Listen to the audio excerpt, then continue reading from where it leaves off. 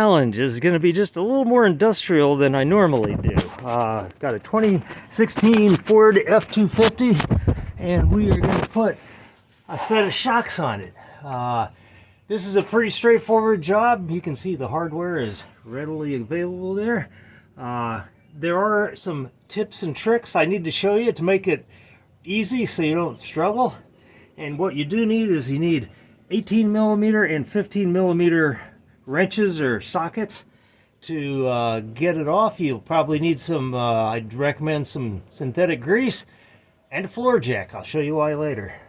Alright, I'm going to start off on the bottom here. We got a 18 millimeter nut on a 15 millimeter bolt, and just a matter of turning it off. Shouldn't be gorilla tight.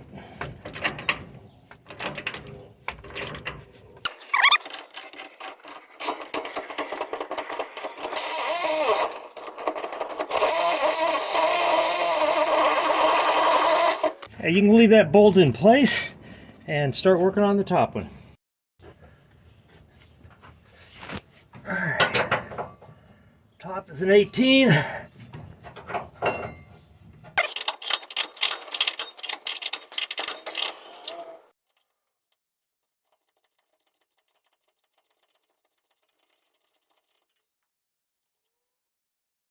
Alright, top's loose, bottom's out.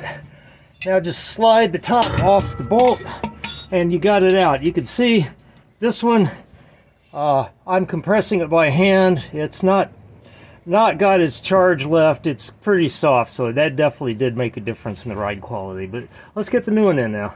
Okay, and a little prep. Before we get started, I'm going to put a little grease on the bolt itself, on the part that goes through the bushing in the bottom. And you can see the bottom of the shock has a metal tube that the bolt goes through. That just lubricates it so that spins. But I'm also going to put a little extra grease on the outside of the bushing where it's going to contact the other hardware, and it's more important on the top because this actually is up against solid surfaces on both sides. So if there's any movement, we want it to be able to move, and we're going to put a little bit here because this goes up against the surface of the bushing itself. And I'm also going to grease the bolt at the top, the body of the bolt, so where it goes through here, just in case there's any movement, it will allow it to settle in and not bind. Just a thin smear is all that's necessary. A little bit on the threads, and notice, folks, no rust. That's why you moved to Arizona. All right, you want to leave the nylon strap in place around the shock.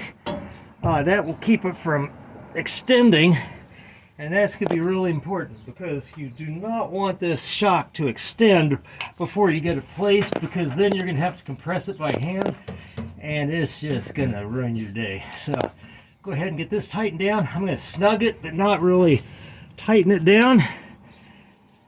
And then we'll move to the bottom, and I'll show you the rest of the process.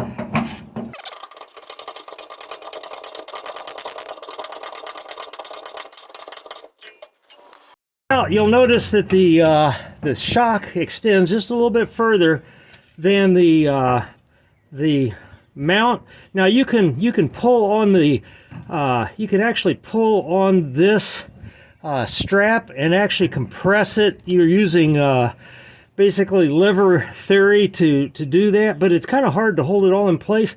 So what I'm going to do is my magic jack back there that self-operates is about to lift the back of the truck a little bit. So let's go ahead and bring it up.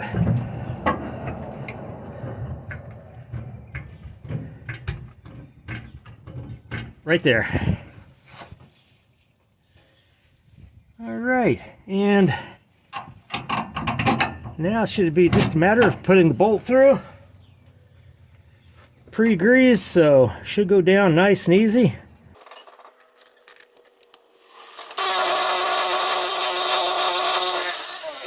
And the final step is to tighten both upper and lower to 66 foot-pounds.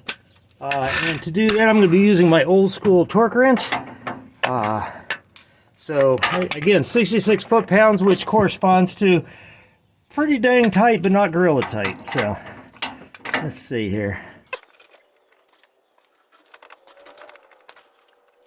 All right, there's the bottom.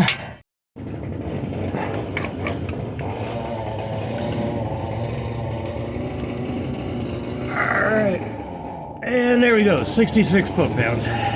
And those of you who've seen my videos know that I cannot make a video without somebody starting up a leaf blower. It's just the way it goes. It's that kind of neighborhood. So there we go, cut the strap off and you are fully installed, ready to ride, bounce and noise free.